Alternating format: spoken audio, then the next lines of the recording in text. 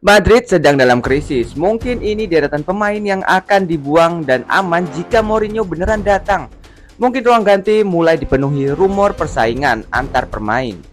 Dan Mourinho bukan tipe pelatih yang duduk diam melihat drama dari bangku cadangan. Dia memilih kubu, dia menguji ego pemain, dia melindungi pemain favoritnya, dan membekukan pemain yang dianggap masalah. Jadi, kalau The Special One benar-benar kembali, inilah para pemain yang mungkin akan aman. Thibaut Courtois, Mourinho pernah membuat keputusan besar demi dirinya. Saat masih di Chelsea, Mourinho memilih Courtois muda dibanding Peter Cech. Padahal Cech adalah legenda klub. Itu bukan keputusan kecil, itu menunjukkan bahwa Mourinho sudah percaya pada Courtois. Bahkan sebelum orang lain siap menerima perubahan itu. Dan musim ini Courtois bisa dibilang salah satu sedikit pemain Madrid yang masih tampil di level yang dibutuhkan. Di La Liga dia mencatat 11 clean sheet dengan 58 penyelamatan tanpa kesalahan yang berujung gol. Itulah kenapa cedera Courtois mengubah aura Madrid. Bahkan ada yang bilang laga melawan Bayern bisa berbeda jika Courtois yang bermain. Apakah dia akan menyelamatkan semua gol Bayern? Kita tidak akan pernah tahu, tapi apakah Madrid akan terasa lebih aman dengan Courtois di belakang jika strategi Mourinho yang biasa parkir bus diterapkan? Mungkin bisa jadi iya. Lalu, Dean Hudson. Dean Hudson bisa termasuk aman karena Mourinho sudah punya koneksi dengannya. Sebelum ke Madrid, Hudson sempat berada di Roma dan Mourinho ikut berperan dalam perkembangan awal karir seniornya.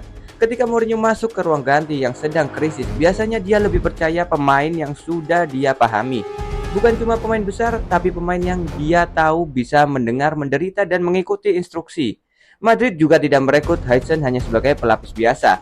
Mereka membelinya dari Bournemouth dengan kontrak 5 tahun sampai 2030, setelah musim breakoutnya di Premier League. Reuters melaporkan Hudson tampil 34 kali dan mencetak 3 gol untuk Bournemouth.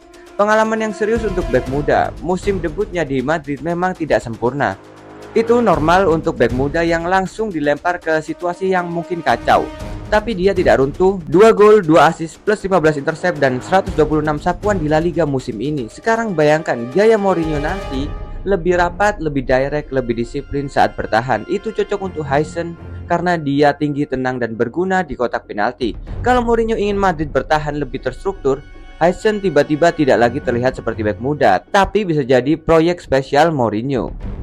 Trent Alexander-Arnold. Trent juga akan aman, tapi hanya jika dia menerima kesepakatan dengan Mourinho. Madrid merekrutnya dengan kontrak 6 tahun setelah membayar Liverpool lebih awal, agar dia bisa bergabung sebelum klub World Cup. Jadi Mourinho tidak akan mewarisi bek kanan biasa, dia akan mewarisi salah satu pengumpan panjang terbaik di dunia sepak bola. Dan Mourinho pernah memujinya sebelumnya saat membahas fullback Liverpool. Mourinho menyebut Trent sebagai pemain luar biasa dengan karakter dan kepribadian yang luar biasa. Musim ini Trent mencatat 4 assist dan 906 menit di La Liga. Belum dominan tapi cukup menunjukkan bahwa senjatanya ada. Sekarang bayangkan Madrid versi Mourinho. Lebih sedikit umpan lambat, lebih rapat saat bertahan. Lalu satu umpan cepat ke ruang kosong, itu adalah kekuatan utama Trent. Kalau Mbappe atau Vinicius berlari ke belakang garis pertahanan, Trent bisa menemukan mereka sebelum lawan sempat reset. Kalau Jude datang dari lini kedua, Trent bisa mengirim switch pass yang memulai serangan. Tapi ada peringatan besar. Mourinho tidak akan melindungi pemain yang malas tracking back, tapi kalau Trent mau beradaptasi, dia bisa jadi pemicu utama serangan balik Mourinho. Tchouaméni, Camavinga, dan Valverde. Disinilah Mourinho bisa mengubah Madrid dengan cepat karena tim terbaik Mourinho hampir selalu punya lini tengah yang penuh tenaga, disiplin, dan kekuatan fisik, bukan sekedar playmaker cantik. Pemain yang menutup ruang, menang duel, menghentikan counter attack, dan membiarkan para bintang menyerang bebas. Di Chelsea dia punya Makelele, Essien, lalu Matic. Di Inter dia punya Cambiaso, Mota, dan Stankovic. Di Madrid dulu dia mempercayai Khedira karena kerja kerasnya membuat sistem berjalan. Itulah kenapa Tchouaméni, Camavinga, dan Valverde bisa jadi sangat aman. Tchouaméni memberi Mourinho jangkar lini tengah. Pemain yang duduk di depan back melindungi center back dan membuat Madrid lebih sulit ditembus. Valverde memberi tenaga. Pemain yang bisa pressing, merebut bola, dan membawa bola tetap muncul di depan. Dan Camavinga bisa jadi kisah kebangkitannya. Performa sempat dipertanyakan musim ini, tapi Mourinho mungkin justru membantu dia dengan menyederhanakan tugasnya. Menang duel, bawa bola ke depan. Di bawah Mourinho, lini tengah Madrid bukan soal terlihat indah, tapi soal mengembalikan tulang punggung tim. Kylian Mbappe mungkin terdengar mengejutkan. Banyak orang yang berpikir Mourinho membuat semua penyerang harus bertahan. Ya, seperti fullback pada umumnya.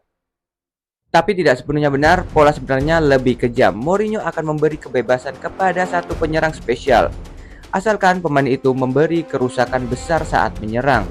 Dulu di Madrid itu Cristiano Ronaldo, di Roma adalah Dybala.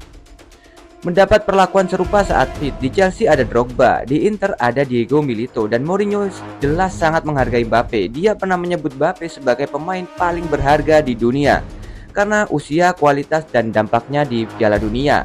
Makanya hubungan ini bisa cocok. Mourinho mungkin akan membuat Madrid bertahan lebih rapat, lalu melepas Mbappe lebih cepat ke ruang kosong. Lebih sedikit keramaian, lebih banyak hukuman, dan itulah area paling mematikan untuk Mbappe.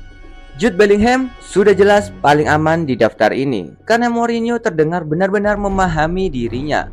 Bukan sekedar pujian formal, Mourinho pernah memuji kepribadian Jude. Dia menyebut Jude Bellingham sebagai pemain Inggris yang meninggalkan zona nyaman, berkembang di luar negeri, dan menjadi anak dunia. Sekarang lihat kecocokan gaya bermainnya. Madrid versi Mourinho kemungkinan tidak akan bermain dengan penguasaan bola lambat. Mereka akan lebih selektif saat pressing, lebih rapat tanpa bola, dan jauh lebih cepat saat ada ruang, dan itu cocok sempurna untuk Jude. Dia bukan cuma gelandang rapi yang minta bola, dia bisa menang duel, mendorong bola ke depan, masuk ke kotak penalti, dan mengubah serangan balik jadi peluang nyata. Jadi kalau Mbappe adalah ancaman utamanya, Jude adalah mesin yang mendorong semuanya. Sekarang masuk ke pemain yang mungkin akan ditendang, Antonio Rudiger. Sebelum itu tentu juga di atas kertas Mourinho seharusnya suka padanya. Dia keras, agresif, fisikal, dan cocok untuk pertandingan jelek ala Mourinho. Tapi ada sejarah konflik saat Mourinho di Tottenham. Son Heung-min pernah di kartu merah setelah bentrok dengan Rudiger, dan Mourinho menyerang Rudiger setelah pertandingan. Dia mengejek reaksinya dan bercanda seolah Rudiger mengalami patah tulang rusuk. Itu tidak berarti Mourinho membencinya, tapi itu menunjukkan sesuatu. Mourinho mengingat pemain lewat konflik-konfliknya. Meski begitu, Rudiger masih bisa memenangkan pertarungan ini karena Mourinho menyukai pejuang. Kita lihat nanti bagaimana hasilnya. Lalu selanjutnya ada Dani Carvajal. Tahun 2012 Mourinho tidak memasukkannya dalam rencana Madrid. Akhirnya Carvajal pergi ke Bayer Leverkusen. Bertahun-tahun kemudian Carvajal menyebut Mourinho agak oportunis. Dia bilang kalau peminjamannya sukses, Mourinho akan mengklaim itu keputusan bagus. Tapi kalau gagal, Mourinho pasti bilang Carvajal tidak cukup bagus untuk Madrid. Dan itu bukan rumor fans, itu ucapan Carvajal sendiri. Sekarang situasinya lebih buruk. Carvajal bukan lagi bek kanan muda yang ingin membuktikan ke Mourinho. Dia sekarang veteran dan kapten yang sedang berusaha membuktikan kalau tubuhnya masih kuat setelah cedera lutut parah yang dialami. Dan sejak kembali posisinya tidak lagi aman. Mourinho bahkan mungkin tidak perlu menyingkirkannya. Madrid bisa mengambil keputusan itu lebih dahulu. Perpanjangan kontraknya sudah ditunda. Kontraknya habis Juni 2026 dan laporan media menyebut masa depannya belum jelas. Bisa jadi saat Mourinho datang, Carvajal sudah tidak ada lagi di Real Madrid. Lalu yang selanjutnya ada Vinicius Junior. Vinicius mungkin tidak aman karena situasi ini sudah terasa personal. Kecepatan saat counter attack sebenarnya cocok untuk Mourinho, tapi tensinya sudah ada setelah insiden Benfica ketika Vinicius melaporkan pelecehan diskriminatif dan pertandingan sempat dihentikan. Mourinho tetap mengkritik selebrasinya dan mengatakan masalah seperti ini terus mengikuti Vinicius. Dan pekerjaan Vini akan makin sulit karena seseorang tetap harus tracking back, seseorang tetap harus membantu fullback, seseorang tetap harus menjaga keseimbangan sisi kiri. Mourinho pernah melakukan hal yang sama pada Eden Hazard. Dia mengagumi bakat Hazard di Chelsea, tapi setelah kalah dari Atletico Madrid, Mourinho tetap mengatakan Hazard belum siap mengorbankan 100% untuk tim.